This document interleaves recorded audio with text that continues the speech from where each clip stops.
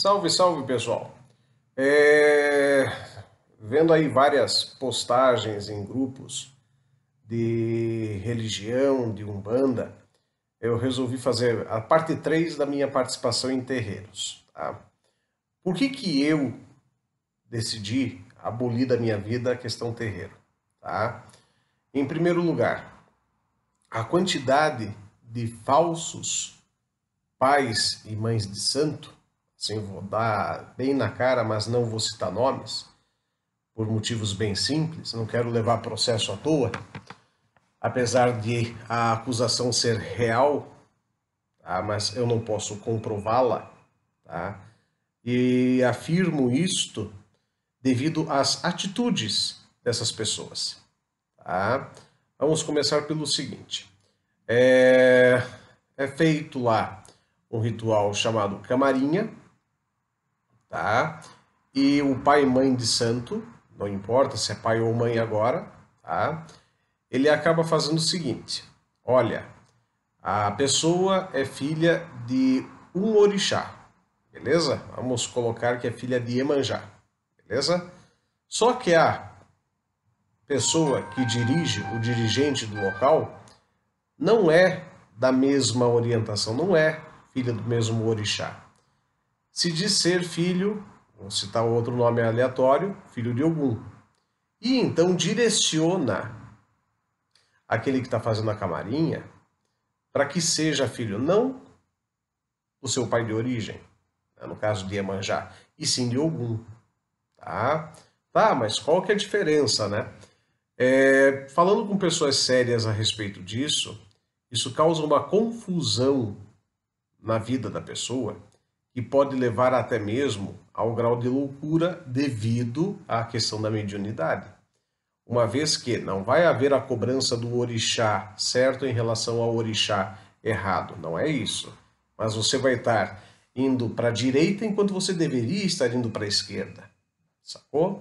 Então isso é fraude, tá? Isso acaba levando a que a pessoa que acaba tendo esse tipo de, no caso, levantamento, orientação, como você queira chamar, a que seja toda a vida dela tornada um legítimo inferno, tá? E conheci não uma, não duas, mas várias pessoas que passaram por isso. Não bastasse isto, a quantidade de casos e casos de cambones, tá? Que acabam fazendo do ato da consulta um verdadeiro poço de fofocas. Então, por exemplo, a pessoa está lá na Pindaíba, como eu já falei em vídeo anterior, acaba indo a um terreiro, tá? Procurando ajuda, acaba se consultando, beleza? E na consulta, a pessoa se abre, a pessoa chora, a pessoa acaba falando coisas da sua vida mais íntima, expõe a sua vida, tá? E o que acontece? Saindo dali, a pessoa foi orientada, é feito todo um trabalho psicológico que os médiuns acabam fazendo, tá? Tanto o médium falso como o médium real. Que fique bem claro, ambos são preparados para isso, tá? Então você vai sair confortada daí. O que você, que é o consulente, não espera é que aquela entidade que estava ali começa a te tirar sarro pelas costas, tá? E isso eu já tive contato com pessoas que acabaram me falando histórias. Uma delas eu vou relatar, tá?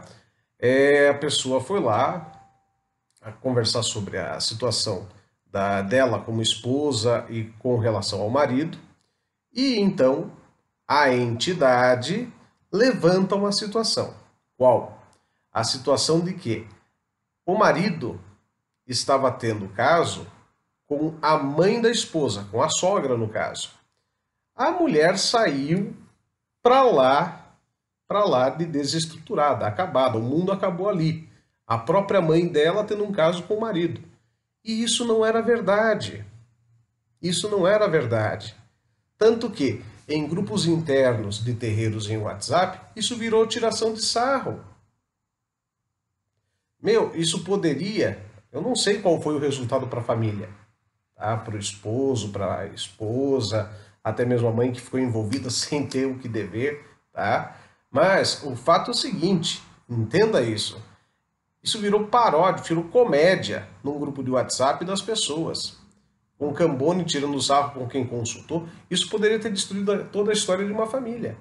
Levando, inclusive, por que não, até mesmo a uma tragédia. Vai que o cara simplesmente acaba entrando em confronto com a mulher, batendo na mulher, ou até mesmo matando-a. Entende? Então, uma irresponsabilidade, o que é feito em alguns locais. Uma outra história, tá?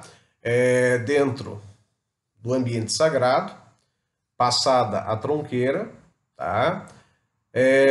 Essa aconteceu comigo, beleza? Tava eu na tronqueira, o pai de santo estava lá dando os recados, um recado assim bastante interessante a respeito de uma ação comunitária, legal. Achei show de bola o que ele ia fazer.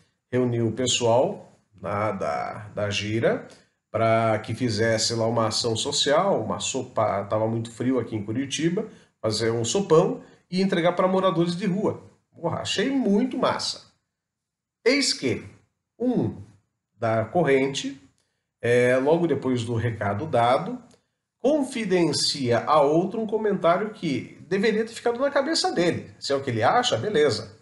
Tá? O que o cara disse. Eu não vou. O outro pergunta, mas por que não? Porque se eu for, eu vou levar uma 12 e vou distribuir não sopa, mas tiro. Porque o que esse pessoal de rua merece.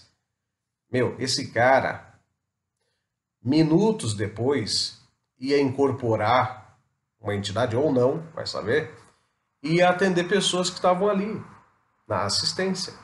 Você tem noção do tipo de pessoa que está ali dentro da corrente?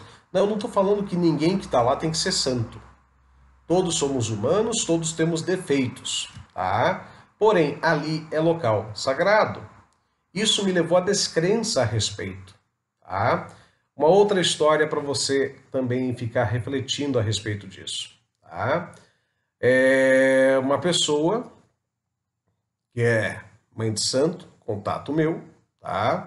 Estava numa casa onde a dirigente, mãe de santo dela, tá? Falou assim, tá? Veja tal pessoa com cabelo verde. Já assim, tipo, segregando a pessoa por ela ter cabelo verde. Mas tudo bem, tá? E aí, tá, o que que tem aquela pessoa? Aquela pessoa veio para consultar com você, mas você não vai receber a consulta dela. A pessoa, a mãe de santo, pergunta para a dirigente, mas por quê?